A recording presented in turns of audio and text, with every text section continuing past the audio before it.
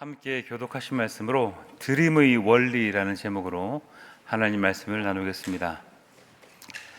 오늘 전해드릴 말씀은 교독하신 본문과 제목을 통해서 보시다시피 헌금에 관한 말씀입니다.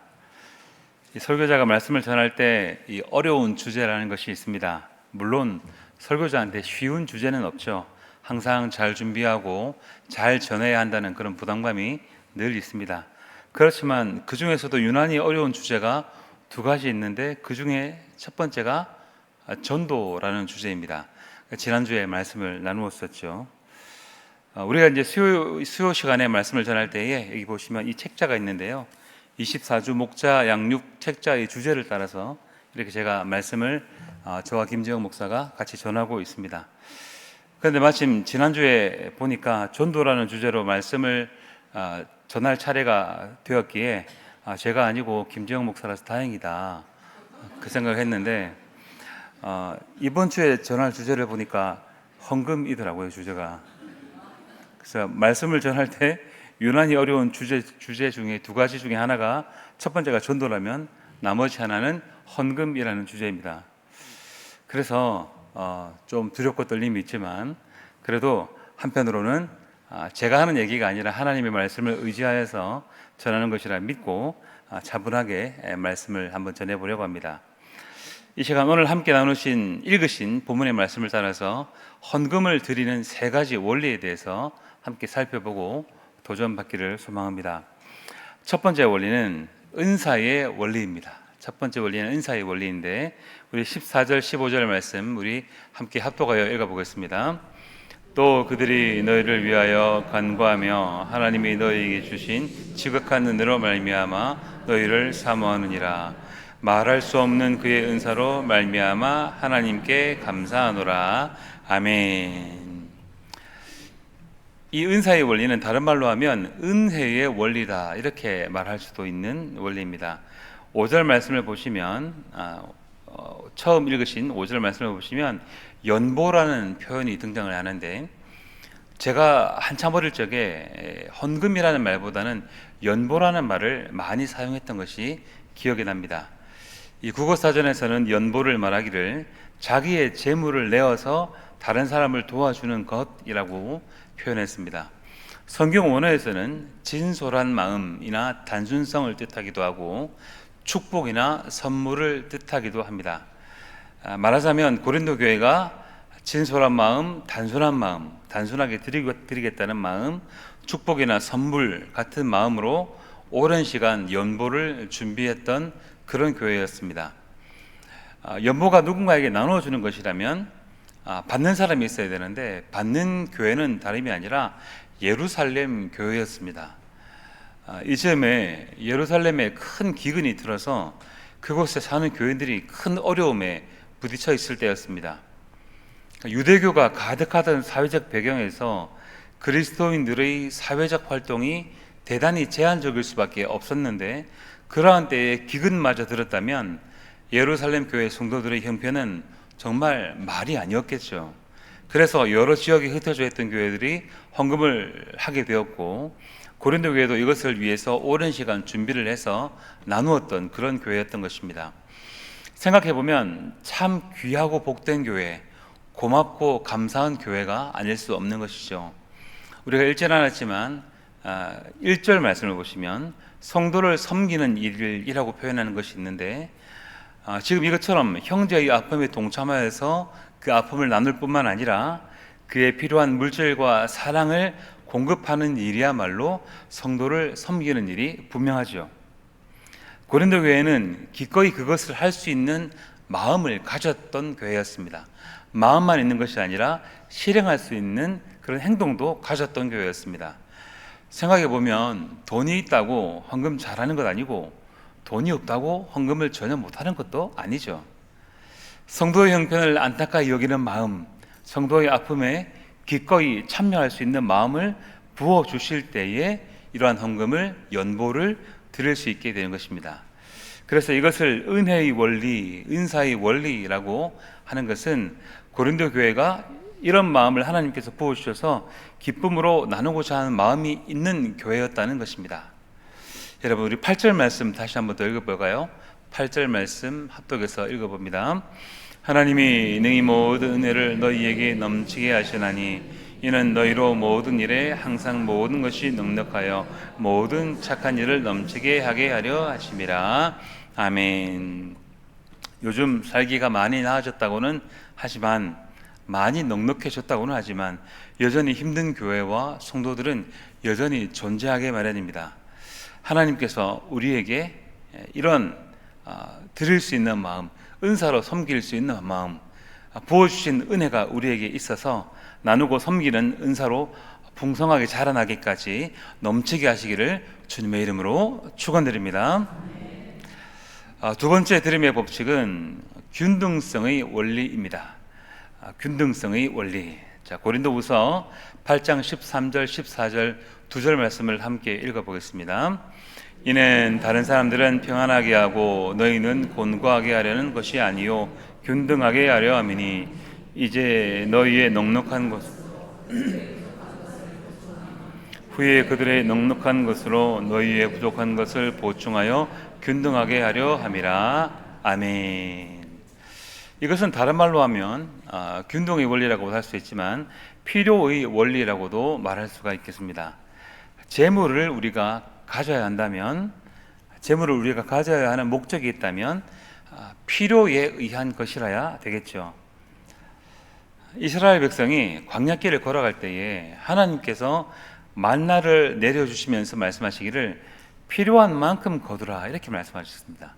필요한 만큼 거두라. 그러셔서 사람들이 각기 거두기를 많이 거두기도 하고 적게 거두기도 하고 자유롭게 이 광야에 흩어져서 만나를 거두었는데, 그렇게 다 거둔 후에 도량형의 하나인 오멜로 되어보니 많이 거둔 자도 남지 아니하였고 적게 거둔 자도 부족함이 없이 각기 사람이 필요한 만큼 거두었다, 이렇게 우리에게 알려줍니다. 그러니까 이스라엘 백성이 각기 필요한 만큼 욕심을 부리지 않고 적절하게 거두었다는 것이죠. 이스라엘 백성은 광야길을 가는 동안 이것을 계속해서 반복했고 그것은 좋은 훈련이 되었겠죠. 광야길을 가는 이스라엘 백성은 이것을 통해서 날마다 채우시는 하나님을 풍성히 그렇게 경험했을 것입니다.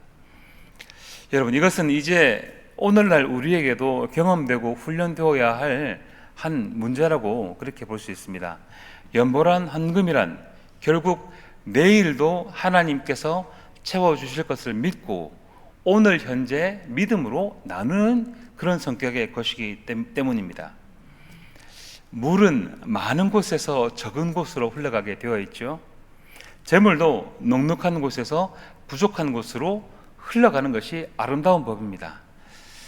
흐르지 않는 물은 썩게 마련이고 나누지 않는 재물은 결국 우상이 되고야 말죠. 오늘날 우리는 황금 만능주의 시대를 살아가고 있습니다. 물론 이 재물의 필요라는 것은 인정합니다. 그 자체가 우상이라든지 그 자체가 악한 것이 절대 아닙니다. 그렇지만 이것을 우리가 어떻게 활용하는가 하는 것은 사실 매우 중요한 문제입니다. 당시에는 예루살렘 교회가 연약했고 오늘날에도 열심과 헌신으로 사역하는 교회들이 있는데도 연보가 필요한 교회가 많이 있습니다. 만약에 우리에게 남는 재물이 있다면, 조금의 여유가 되는 재물이 있다면 그것을 썩힐 것이 아니라 우상이 되도록 꼭 끌어안고 쥐고 있을 것이 아니라 마땅히 흘려보내고 또 나누어서 균등하게 하고 필요를 채우는 그런 성숙함이 있어야 될 줄 믿습니다. 가끔 저력 있는 교회의 모습을 봅니다. 평상시에는 유난스럽지 않고 그냥 평온한 그런 모습의 교회로 보이는데, 그래서 그런가 보다고 지내는데 중요한 사역이 있을 때에, 구제하거나 도울 때에, 또 연약한 교회나 선교사들을 섬길 때에는 예상치 못한, 정말 예상치 못한 풍성한 헌신과 나눔이 있는 모습을 볼 때가 있습니다. 여러분, 이런 것이 성숙이고 또 교회의 저력이 아닐까, 저는 그렇게 생각해 봅니다. 바라기는 하나님께서 우리의 눈을 들어 필요를 보게 하시는 곳마다 성심성의껏 나누셔서 균등하게 하시는 성도님 되시기를 축원드립니다. 마지막으로 세 번째는 영광의 원리입니다. 영광의 원리. 자, 우리 12절, 13절 말씀, 우리 두 절 말씀을 합독하여 함께 읽어보겠습니다. 이 봉사의 식모가 성도들의 부족한 것을 보충할 뿐 아니라 사람들이 하나님께 드리는 많은 감사로 말미암아 넘쳤느니라. 이 직무로 증거를 삼아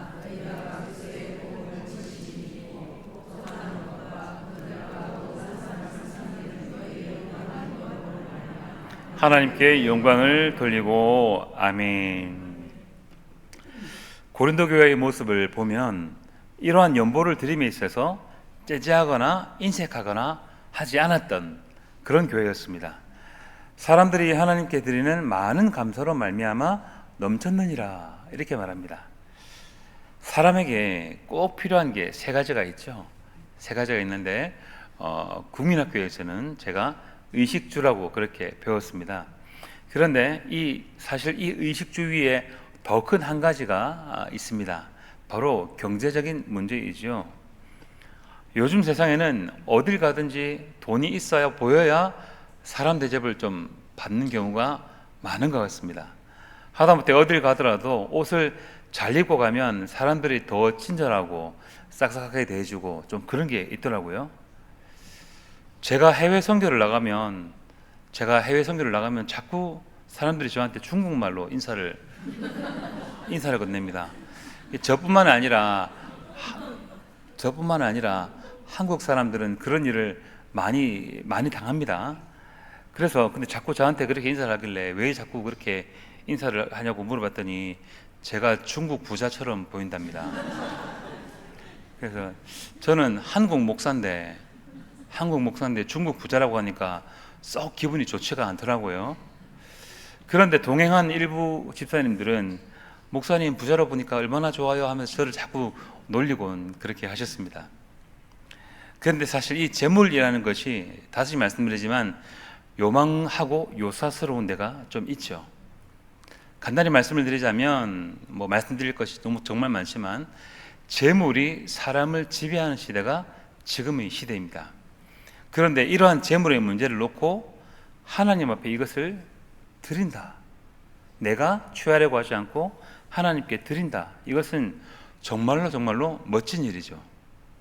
재물이 중요하고 필요하고 여러 가지로 의미가 있지만 이 재물이 내가 가지는 것보다 하나님의 일에 사용되는 것이 더 의미 있고 더 기쁘기 때문에 그렇게 드릴 수가 있는 것입니다. 청년들이 부모님 용돈을 받아서 쓰다가 아르바이트나 직장 생활을 시작했을 때에 감사원금이나 11조 생활을 시작해야 되는데 사실 시작하기가 만만치가 않죠. 잘 훈련되어야 하는데 처음부터 훈련되지 않으면 이것을 제대로 지키기가 어렵고 타협하게 되면 이상한 쪽으로 방향이 이렇게 흘러가게 됩니다. 그런데 이러한 어려운 재물의 문제를 놓고 내가 연약한 교회와 성도를 위하여 흘려보낼 수만 있다면 우리의 믿는 그 믿음이 결코 거짓되지 않다는 것을 보여주는 증거라 할 수 있겠죠. 특히 고린도 교회는 감사하는 마음으로 넘치도록 넉넉히 드린 교회였으니 정말 이 부분에서는 멋진 교회라고 할 수 있을 것입니다. 후하게 드린 연보는 감사를 나타내기도 하고 연약한 성도나 교회를 돕는 것도 되기도 하지만 재물보다 하나님을 더 우선시하고 재물보다 하나님의 영광을 나타내는 신앙의 지표도 되는 것입니다. 여러분 잘 알고 있는 말씀 마태복음 6장 24절 말씀을 우리 합독하여 함께 읽겠습니다. 한 사람이 두 주인을 섬기지 못할 것이니 혹 이를 미워하고 저를 사랑하거나 혹 이를 중히 여기고 저를 경히 여김이라. 너희가 하나님과 재물을 겸하여 섬기지 못하느니라. 아멘. 귀하신 우리 성도 여러분, 때를 따라 필요를 따라 우리가 하나님께 드리는 예물로 하나님께 영광을 올려드리는 우리가 될 수 있기를 주님의 이름으로 축원드립니다. 말씀을 맺겠습니다. 오늘 말씀은 드림의 법칙이라는 제목으로 헌금이라는 주제의 말씀을 나누었습니다. 요약하자면 이렇습니다. 주신 은혜를 따라서, 주신 은사를 따라서 기쁨으로 나눌 때에 하나님께서 영광 받으시는 것이 헌금인 것입니다. 다시 한번 말씀드립니다. 주신 은혜를 따라서, 은사를 따라서 기쁨으로 나눌 때에 하나님께서 영광을 받으시는 것이 헌금입니다. 여러분, 말씀 한 구절 더 찾아보겠습니다. 잠언서 11장 24절 25절 두 절 말씀을 우리 합독해서 또 읽어보도록 하겠습니다. 잠언 11장 24절 25절입니다. 함께 읽습니다. 흩어 구제하여도 더욱 부하게 되는 일이 있나니 과도히 아껴도 가난하게 될 뿐이니라. 구제를 좋아하는 자는 풍족하여질 것이요 남을 윤택하게 하는 자는 자기도 윤택하여지리라. 아멘. 하나님께서 우리에게 허락하신 귀중한 것이라 할지라도, 우리가 아끼고 소중히 여기는 것이라 할지라도 기쁨으로 하나님께 올려드림으로 하나님께서 영광 받으실 뿐만 아니라 오히려 더 윤택해지는 복을 넉넉히 받으시는 우리 귀한 성도 여러분 되시기를 주님의 이름으로 축원드립니다.